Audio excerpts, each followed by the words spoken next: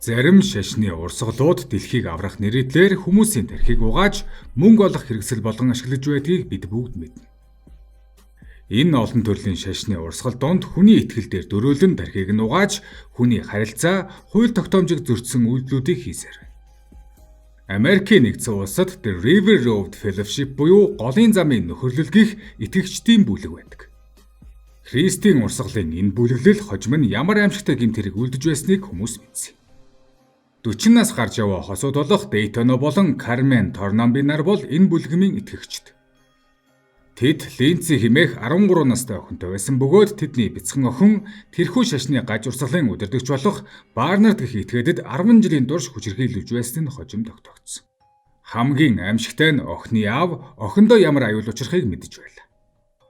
Линдси охиныг 13 настай байхад нь аав нь Барнардын шашны бүлэгт илгээжээ. Шашны удирдагч Барнард түүнд зориулж тусгай хурмын ёслол хийж түүний нүрийг гівлүүрээр бов. Мөн бүгж зүүн хилэнд нь давс төрхөх шашны зан үлийн ёслол үлджээ.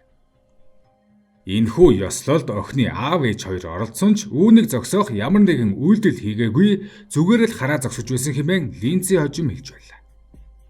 Охиныг шашны тэргуунд хүлээлгэн өгөхөд Барнард түүний эцэг эхэд андан охинтой нь бэлгийн хавьталд орохгүй санаа зовлтгүй шүү гэж хэлсэн ч охиныг хуаранд очсны дараа хэдхэн хоноод бяцхан охин Линдси Барнардын дарилтанд өртөж эхэлсэн байна. Линдси үнэхээр гинэн байсан бөгөөд секс гэж юу байдгийг мэдэхгүй байсан нь шашны удирдагч Барнардын уурыг ихээр хүргэжээ. Барнардтай өнгөрүүлсэн амьдрал Линдсид эцэс төгсгөлгүй зовлон авчирсан билээ. Тэрээр эцэг эхээ бодон дургуйсан гайхширдаг байв. Цаг хугацаа өнгөрч 2014 онд Линдси 27 настай болжээ. Тэр Америкийн алдарт доктор Фил ток шоунд орцох үеэрээ эцэст нь аавыгаа удаадараа буруутгаж улмаар түүний түүх олон нийтэд хүрсэн байна. Охиныхоо гомдолтой нүүр тулсан Кармен тухайн үед би Барнардыг оюун санааны хувьд биднийг ховсцсон гэж бодож байна. Миний охин сүмд үйлчилж байна л гэж бодсон. Бид энэ талаар юу ч мэдэхгүй байсан. Би өдөр бүр өөрийгөө буруутхан охиндоо тохиолдсон зүйлд чин сэтгэлээсээ харамсаж явдаг. Миний охинд ямар аимшигтай байсныг төсөөлөхөд хүнд байна. Би энэ бүхнийг таслан зогсоогоогүй тул бүгд миний буруу. Би хариуцлага үрж хүлээхэд бэлэн байна. Гэхдээ бүх зүйл болоод өнгөрсөн гэж. Охины эцэг Кармен 40 наснда тус шашны бүлгийн гишүүн болсон аж.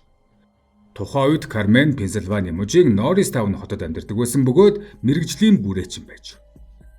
Тэрээр голын замын нөхөрлөл гэх итгэгчдийн бүлэглэлд орж Барнард болон түүний дагалдагчдын дууны инженерээр ажиллахаар Миннесота руу анх явсан байна.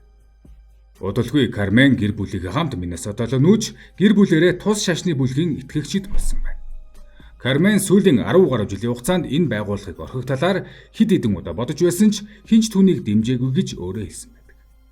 Барнард ч гэсэн Линдсигийн эцэг эхийн тархийг сайтар угаасан байлаа.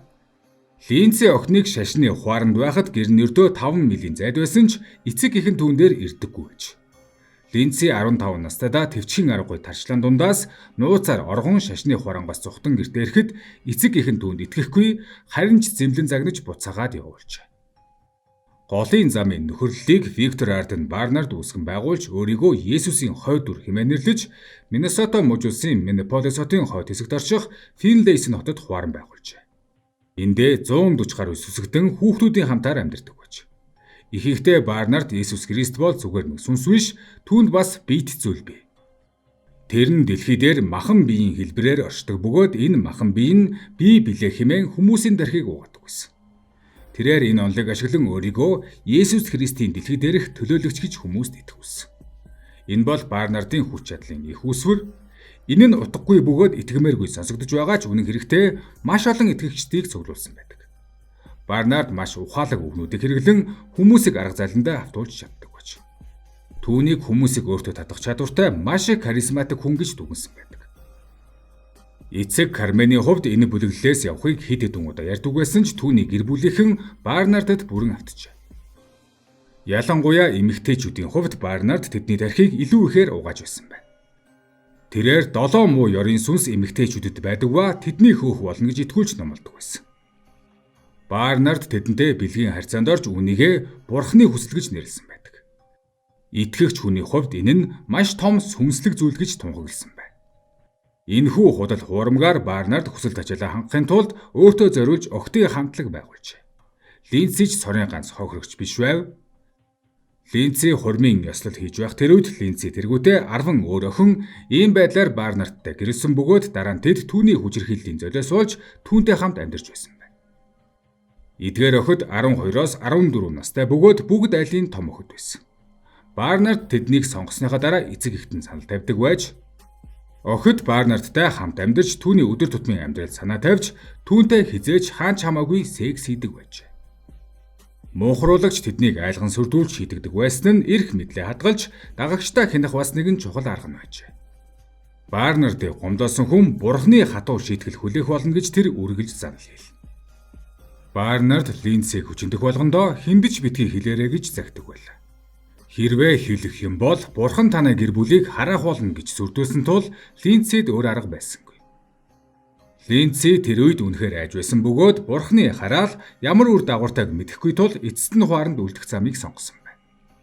Өөр нэгэн хохирогч охин болох Джесси Швецэлэгтээ энэ бүх зүйл буруу, муу үйл гэдгийг мэдж байсан гэв.